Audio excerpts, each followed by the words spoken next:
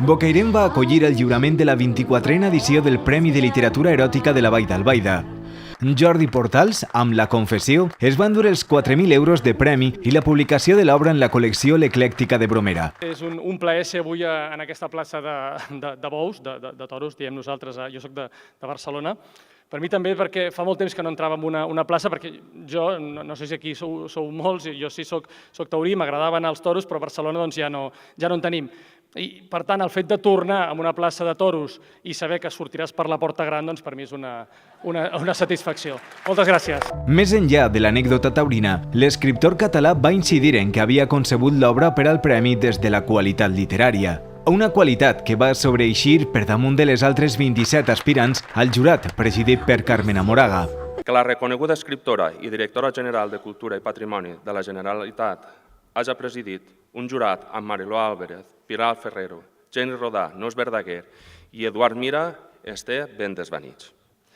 El més femení de la història del premi i ben paregut al nou govern que fa poques setmanes va entrar a dirigir Espanya.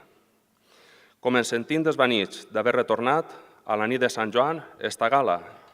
Bocairent acollia per primera volta el lliurament del premi i ho feia en la plaça de Bous amb motiu del 175è aniversari. L'alcalde anfitrió va repassar la presència de la literatura eròtica a Bocairent des del segle XII, amb el poeta mossàrab Ibn Ruhaym, a la Unió Mística descrita als finals del XVIII per l'agustina Sor Josep Antònia Nebot, passant per una anècdota referida al poble en el romancero espanyol. 3 retalls d'èpoques diferents per mostrar com ens trobem en un poble ideal per a festejar avui el lliurament dels premis. I si el poble és ideal, també ho és l'escenari.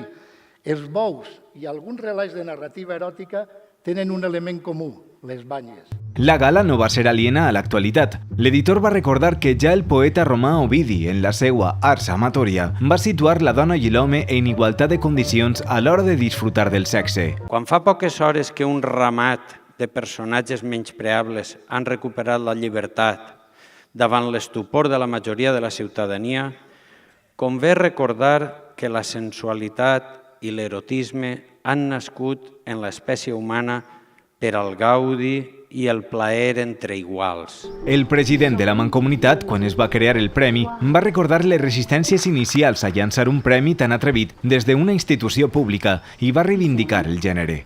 Hem aconseguit ser el premi de referència en el nostre àmbit lingüístic. Hem sabut trobar el punt exacte en què lligar la literatura amb l'erotisme. L'erotisme no pertany al terreny de la realitat, sinó de la fantasia.